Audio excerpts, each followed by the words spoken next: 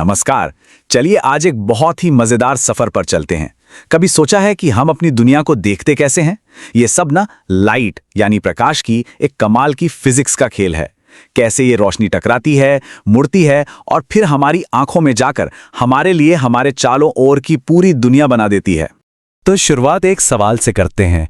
एक चम्मच, एक मैग्नीफाइंग ग्लास और हमारी अपनी आंख, इन तीनों में क्या कॉमन हो सकता है? अजीब सवाल है ना? पर इसका जवाब इस बात में छिपा है कि ये तीनों चीजें रोशनी के साथ कैसे खेलती हैं, कैसे उसे अपने हिसाब से मोड़ती हैं। अच्छा, तो हम आगे जो कुछ भी डिस्कस करेंगे ना, वो सब सिर्फ दो बेसिक रूल्स पर टिका हुआ है। बस दो नियम जो ये तय करते हैं कि लाइट कैसे बिहेव करेगी। तो चलिए इन्हें जरा करीब से समझते हैं। ये बहुत ही सिंपल है। पहला है रिफ्लेक्शन यानी परावर्तन, मतलब रोशनी का बाउंस होना। सोचिए जैसे कोई बॉल दीवार से टकराकर वापस आती है, ठीक वैसे ही लाइट शीशे से टकराकर लौटती है। और दूसरा है रिफ्रैक्शन यानी अपवर्तन, मतलब लाइट का मुड़ जाना। ये तब होता है जब लाइट हवा से पानी या कांच जैसी किसी चीज में जाती है तो वो अपना रास्ता थोड़ा बदल लेती है। दुनिया के सारे लेंस इसी जादू पर काम करते हैं। लेकिन एक मिनट, ये रोशनी मुड़ती ही क्यों है? इसका जवाब है रिफ्रैक्टिव इंडेक्स में, जिसे हम अपवर्तनांक कहते हैं। देखिए, हर ट्रांसपेरेंट चीज जैसे पानी या कांच, उसका अपना एक रिफ्रैक्टिव इंडेक्स होता है। ये बस एक नंबर है जो बताता है कि वो चीज लाइट को मोड़ने में कितनी पावरफुल है। ओके, तो बेसिक नियम तो समझ आ गए। अब देखते हैं कि हम इन रूल्स का इस्तेमाल कैसे करते हैं, मतलब जानबूझकर, शीशे और लेंस जैसे टूल्स के जरिए, ताकि लाइट बिल्कुल वैसा ही करे जैसा हम चाहते हैं। आगे बढ़ने से पहले बस 2-3 जरूरी शब्द हैं, उन्हें जल्दी से समझ लेते हैं। प्रिंसिपल एक्सिस, ये बस एक सीधी लाइन है जो लेंस या शीशे के सेंटर से गुजरती है। और प्रिंसिपल फोकस, ये वो मैजिक पॉइंट है जहां लाइट की सारी पैरेलल किरणें आकर मिल जाती हैं। बस ये टर्म्स हमें आगे की कहानी को समझने में हेल्प करेंगे।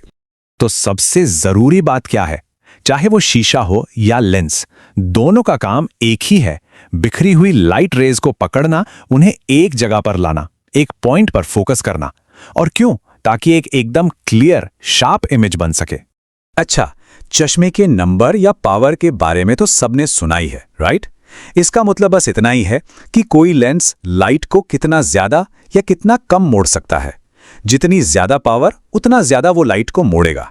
चश्मे कैसे काम करते हैं, ये समझने के लिए ये कॉन्सेप्ट जानना बहुत जरूरी है। तो चलिए अब फिजिक्स के इन सारे आइडियाज को दुनिया के सबसे कमाल के ऑप्टिकल इंस्ट्रूमेंट से जोड़ते हैं, जो हम सबके पास हैं, हमारी अपनी आंख। तो हम देखते कैसे हैं? ये प्रोसेस ना 3 सिंपल स्टेप्स में होता है। स्टेप 1, लाइट आंख में एंटर करती है। स्टेप 2, हमारी आंख का जो नेचुरल लेंस है वो इस लाइट को मोड़ता है। और स्टेप 3, ये मुड़ी हुई लाइट आंख के पीछे एक स्क्रीन है जिसे रेटिना कहते हैं, उस पे एक शार्प इमेज बनाती है। मजे की बात यह है कि ये इमेज उल्टी बनती है, जिसे हमारा दिमाग सीधा करके हमें दिखाता है ना कमाल?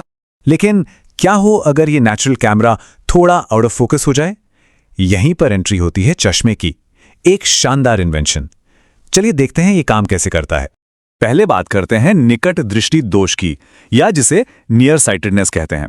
इसमें प्रॉब्लम क्या है? प्रॉब्लम यह है कि आंख लाइट को जरूरत से ज्यादा मोड़ देती है।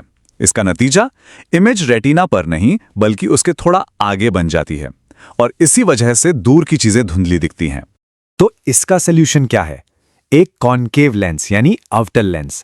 ये लेंस क्या करता है? ये लाइट को आंख में घुसने से ठीक पहले हल्का सा फैला देता है।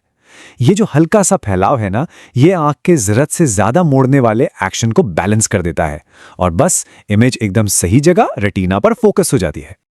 अब आते हैं दूसरी प्रॉब्लम पर, दूर दृष्टि दोष या फारसाइटेडनेस। यहां सिचुएशन एकदम उल्टी है। आंख लाइट को ठीक से मोड़ ही नहीं पाती, कम मोड़ती है, इसलिए इमेज रेटिना के भी पीछे बनती है, और इसका नतीजा, पास की चीजें ब्लर नजर आती हैं। और इसका इलाज, एक कॉन्वेक्स लेंस यानी उत्तल लेंस।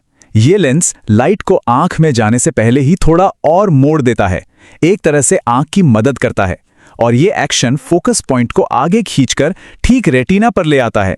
कितना सिंपल लेकिन कितना इफेक्टिव है ना?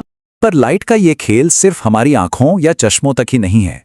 यही सेम प्रिंसिपल्स हमारे आसपास कुदरत के कुछ सबसे खूबसूरत नज़ारे भी बनाते हैं। इंद्रधनुष कैसे बनता है? जब बारिश के बाद सूरज निकलता है तो हवा में जो पानी की छोटी छोटी बूंदें होती हैं वो नन्हे नन्हे प्रिज्म की तरह काम करती हैं। वो सूरज की सफ़ेद रोशनी को पकड़ती हैं और उसे उसके 7 रंगों में तोड़ देती हैं और हमें दिखता है एक खूबसूरत रेनबो। इसी प्रोसेस को कहते हैं डिस्पर्जन या विक्षेपण। और आसमान नीला क्यों है? इसकी वजह है स्कैटरिंग यानी प्रकीर्णन। होता यह है कि जब सूरज की लाइट हमारे एटमॉस्फेयर में आती है तो वो हवा के बहुत छोटे पार्टिकल से टकराती है। अब नीले रंग की जो लाइट होती है वो बाकी रंगों से कहीं ज्यादा बिखरती है, मतलब हर दिशा में फैल जाती है, और इसी वजह से हमें पूरा आसमान नीला दिखाई देता है। तो चलिए एक क्विक रिकैप करते हैं। कार की हेडलाइट्स में लगे शीशे रिफ्लेक्शन का इस्तेमाल करते हैं, मैग्नीफाइंग ग्लास और चश्मे रिफ्रैक्शन पर चलते हैं। इंद्रधनुष डिस्पर्शन का एक खूबसूरत एग्जाम्पल है और नीला आसमान स्कैटरिंग का नतीजा है। देखा, इन सब के पीछे फिजिक्स के वही बेसिक नियम हैं। ये कोड हमें याद दिलाता है कि किसी चीज के पीछे की साइंस को समझ लेने से उसकी खूबसूरती कम नहीं होती, बल्कि हमें उसके पीछे छिपे कमाल के रहस्य और ऑर्डर की और भी ज्यादा कद्र होती है। और अब जाते जाते एक सवाल। हम लाइट के एक बहुत ही छोटे से हिस्से को देख पाते हैं जिसे विजिबल स्पेक्ट्रम कहते हैं। जरा सोचिए, अगर टेक्नोलॉजी हमें एक्स-रे या इंफ्रारेड देखने की ताकत दे दे तो क्या होगा? फ्यूचर में देखने का मतलब ही पूरी तरह बदल सकता है। इस सवाल के साथ आज की चर्चा यहीं खत्म करते हैं। अगली बार तक सोचते रहिए।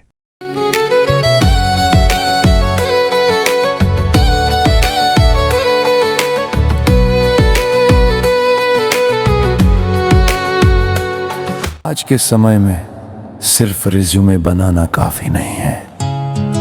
जरूरी है कि लोग आपको समझें, आपकी स्किल्स को जानें और आपकी कहानी सुने। आज सोशल मीडिया पर जो दिखता है वही बिकता है। इसीलिए हम लाए हैं रिज्यूम एक्सप्लेनेशन वीडियो सर्विस, जहां आपका रिज्यूम ये प्रोफेशनल तरीके से ये आसान भाषा में समझाया जाता है। देखो, इससे बनती है आपकी करियर रेपुटेशन और मजबूत होती है आपकी सोशल रेपुटेशन। जब आप अपना रिज्यूम वीडियो सोशल मीडिया पर शेयर करते हैं तो लोग आपको सिर्फ नाम से नहीं, आपकी काबिलियत से पहचानते हैं। क्योंकि आपकी पहचान मायने रखती है।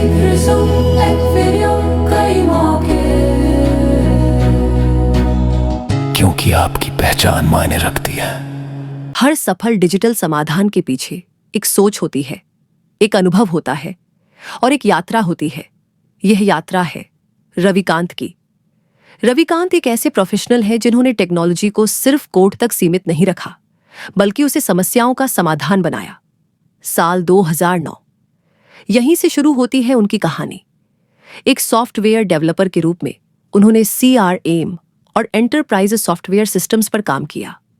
.NET टेक्नोलॉजी उनकी तकनीकी नींव बनी। साल 2012 में उनकी भूमिका बदलती है। वे सरकारी क्षेत्र से जुड़ते हैं और BTAST प्रोजेक्ट के अंतर्गत डिस्ट्रिक्ट IT कंसल्टेंट बनते हैं। यह परियोजना बिहार सरकार और DFID यूनाइटेड किंगडम के सहयोग से चलाई जा रही थी। यहां उन्होंने सीखा कि टेक्नोलॉजी नीतियों को कैसे लागू करती है और सिस्टम लाखों लोगों को कैसे प्रभावित करते हैं।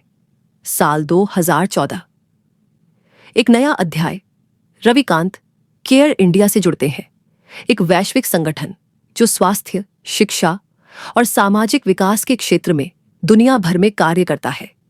यह अनुभव उनके दृष्टिकोण को और व्यापक बनाता है। साल 2015 में वे software education and research private limited का हिस्सा बनते हैं। यहां वे शिक्षा, स्वास्थ्य, चुनाव, पुलिस और वित्त विभाग जैसी महत्वपूर्ण सरकारी परियोजनाओं पर काम करते हैं। यह चरण उनकी तकनीकी परिपक्वता को नई ऊंचाइयों तक ले जाता है। साल 2016 अंतर्राष्ट्रीय अनुभव। रविकांत IPE ग्लोबल के साथ काम करते हैं, एक संस्था जो 100 से अधिक देशों में विकास परियोजनाएं संचालित करती है। लेकिन साल 2017 में एक बड़ा निर्णय लिया जाता है। स्वतंत्र रूप से कुछ अपना बनाने का। परिवार, मित्रों और प्रोफेशनल पार्टनर्स के सहयोग से वे कस्टम सॉफ्टवेयर और वेबसाइट डेवलपमेंट की सेवाएं शुरू करते हैं। साल 2018 से उनका फोकस स्पष्ट होता है, स्कूल ERP सॉल्यूशंस, ऐसे समाधान जो स्कूलों के शैक्षणिक और प्रशासनिक कार्यों को डिजिटल, सरल और प्रभावी बनाते हैं। साल 2019 में सफल साझेदारियों के साथ यह कार्य और तेजी से आगे बढ़ता है। आज रविकांत एक बिजनेस सॉल्यूशंस प्रोवाइडर हैं।